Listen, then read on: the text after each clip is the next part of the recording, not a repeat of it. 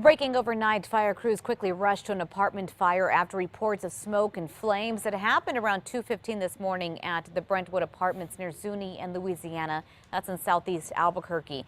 Crews arrived quickly, found smoke coming from an apartment as you see them there assessing the damage. They had control of the fire in less than 5 minutes. No residents were displaced by the fire. No one was injured, luckily.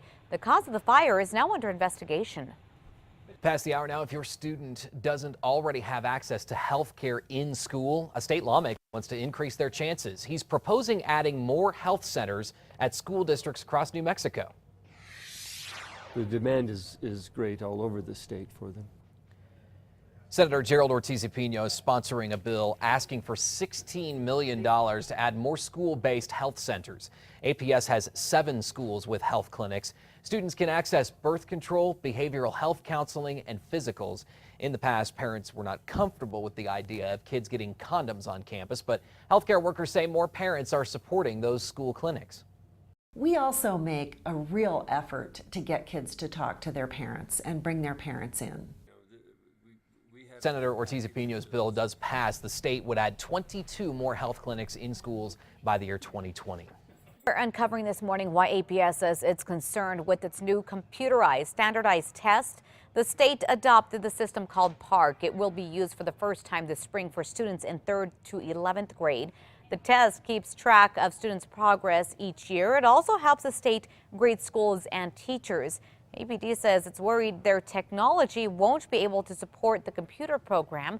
The district has been testing the system and says it's facing technical glitches, and some students are struggling with that new format.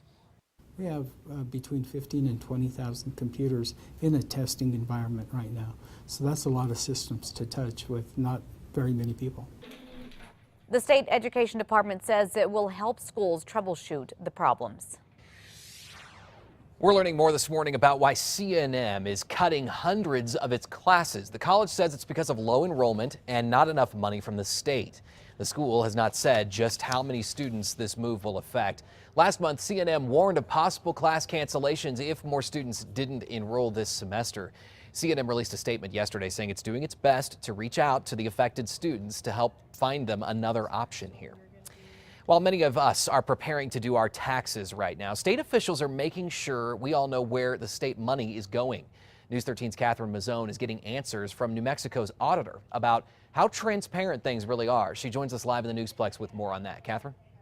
That's right, Adam. Every year, the state auditor releases a list of the villages, cities, public departments that miss their audit deadline.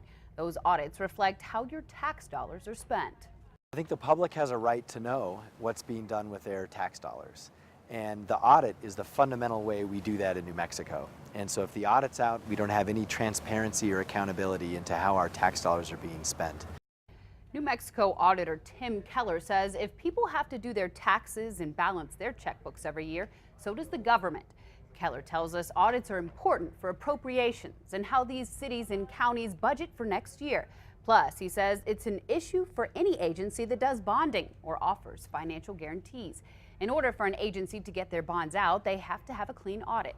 Keller says sometimes there's a good reason for late audits, a delay or a change in the accounting firm, for example. Other times, there's no good explanation. That's where the at-risk list comes in.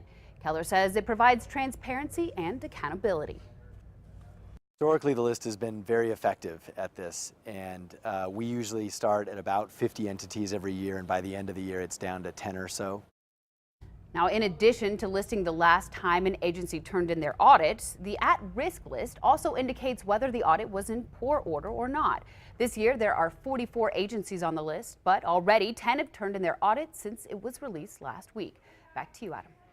Catherine, thanks. And coming up in our next half hour, we're going to tell you about some of the entities who did make the at-risk list. We checked, and the parents of a 2-year-old who got a hold of a gun and shot them are still behind bars this morning. Both are facing charges of child abuse. Is there anything you'd like to say? That I love my family. Police say the toddler, who is 3, grabbed a loaded .45 caliber Smith & Wesson handgun from his mother's purse at the America's Best Value Motel on Manal near University on Saturday. He fired it, hitting his dad, Justin Reynolds, in the rear end and his pregnant mom, Monique Viescas, in the arm. Now, she bought the gun just that day. Reynolds is a felon and shouldn't be allowed to be around guns. The boy's younger sister was also in the room, and police say the parents should have known they were putting their kids in danger. Albuquerque police have arrested a teenager accused of stealing cars while they were warming up. Officers say they believe 16-year-old James Gonzalez is the ringleader in those thefts. They spotted Gonzalez driving a stolen car at a trailer park in 98th near Tower. They also say he had stolen San Juan County DA's badge on him, and investigators are still trying to figure out why he may have had that stolen badge on him. A state police officer is back on the job this morning after an SUV crashed into his patrol car on a snowy highway, sending him to the hospital. State police officer Mike Willer was helping one driver on a stormy night on I-40 west of Santa Rosa 2 weeks ago when another driver hit him.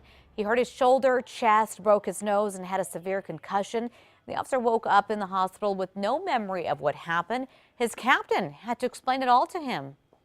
He said I was involved in a crash. Of course, now my concern was, did I hurt somebody? Did I kill somebody? And they said, no, they hit you.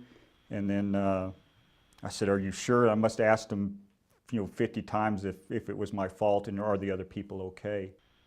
Yeah, they were okay, and the driver was cited for reckless driving. 6:07 this morning, a rare collection of Native American art is found stashed inside an old meth house. That collection, worth more than $33,000, is by Native artist Al Momaday. It was found last week inside a house condemned more than 2 years ago.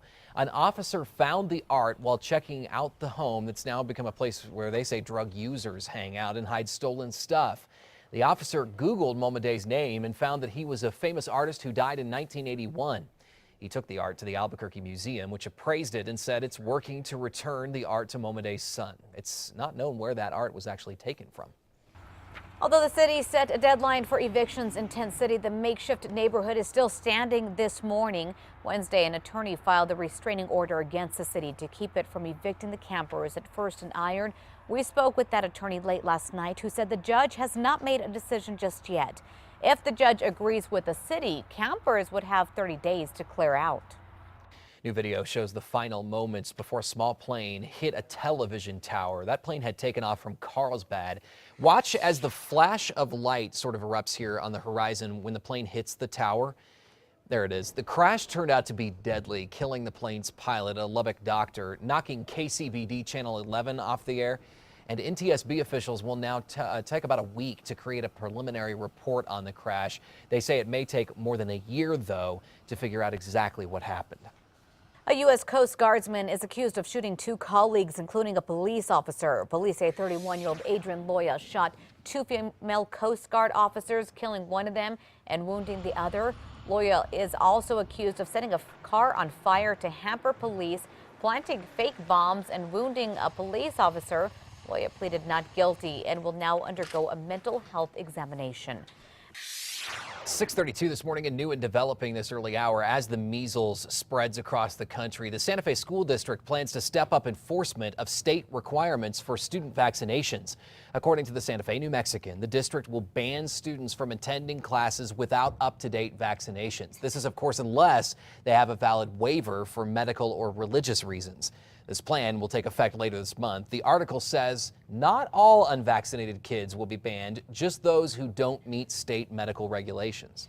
Also developing this morning, Blue Cross Blue Shield of New Mexico is investigating if any New Mexicans are affected by a massive security breach. This, as the second largest healthcare insurer in the country, becomes the latest company hit by hackers. Anthem Insurance says the sophisticated attack has stolen the personal information of some 80 million people, including social security numbers, birth dates, and employment information. Blue Cross Blue Shield says it's separate from Anthem, but the two do work together. They say they will let any New Mexicans affected know personally with an email or a phone call. Recent data breaches have brought an ugly reality to the forefront for many, that identity theft can happen to any one of us. Right, but an Albuquerque woman who had her identity stolen is fighting back. It started when a UNM art professor, Jessamine Lovell, lost her wallet in a San Francisco art gallery in 2010. More than a year later, Lovell got a call from San Francisco police. She then learned a woman used her identity to rent cars, check into hotels, and commit crime. It took a trip to California to clear her name in court. The charge got dismissed. I was so relieved. I even was crying a little bit, and then I turn around, I walk out the courtroom doors, and I was like, oh no, this is not okay. I immediately contacted this PI I found and started to try to find her. Yeah, Level trailed the woman who served time for identity theft on and off for 2 years. The resulting photos and video became an art project, first on exhibit in the very art gallery in San Francisco where her wallet was stolen. Level says she wanted the identity thief to know exactly how it all affected her. Did you know you're leaving a unique signature behind everywhere you go? Criminals are using that so-called signature to commit crimes against you. It's done using thermal cameras. They were primarily used for the Department of Defense. Now the technology is small, less expensive, and available for a smartphone. People can use the technology, for example, to see where insulation in a wall is bad. But criminals can use the heat-sensing camera to capture your PIN number when you use your debit card. You can clearly see the imprint. The one that has the highest temperature is the one that you press last. That really is scary, knowing that you don't think about it. So once you put that number in and you walk away, somebody can come up from behind you and have your PIN number to your credit card. In Kim Holland's special assignment, you can see how to protect yourself. Please log on to KRQE.com to see the complete story. Look under the special assignment tab. It's tax time, and many of you likely already sifting through your finances. But how do you know where your money is going, including your tax dollars? That's where state audits for public entities come in. When those don't get turned in, the state tells you about it in their at-risk list. News 13's Catherine Mazzone has more on why this list is so important and some of the agencies who have missed the deadline. Catherine? Good morning, Adam. The at-risk list not only indicates which entities have missed deadline, but also the quality of their last audit. The state's auditor says it's important for transparency and accountability because these audits reflect how your tax dollars are spent. So it can be a very big deal in terms of managing public money. Mexico State Auditor Tim Keller says when we can't account for taxpayer money, it becomes a public issue. So what are some of the agencies that have missed their deadline this year? Take a look. Cibola County, the city of Carlsbad, and the city of Grants are all late. So are Espanola and Santa Fe public schools, as well as Taos Municipal Schools. The New Mexico State Fair and the Public Education Department also missed their deadlines. But all of these agencies' audits were in good order the last time they were turned in. The last audit for the city of Espanola, however, for fiscal year, it was 2011, and that one was in poor order, according to the at-risk list. Now, Keller says the list is effective in giving agencies a little push to turn in their annual audit. Already, 10 of the 44 entities listed have turned in theirs. He says the at-risk list is updated weekly and republished every month. Back to you, Adam. Catherine, thanks. Keller explains some agencies are up to 10 years late. He says there's a new program, though, where those entities can get special funding to bring their audits up to date.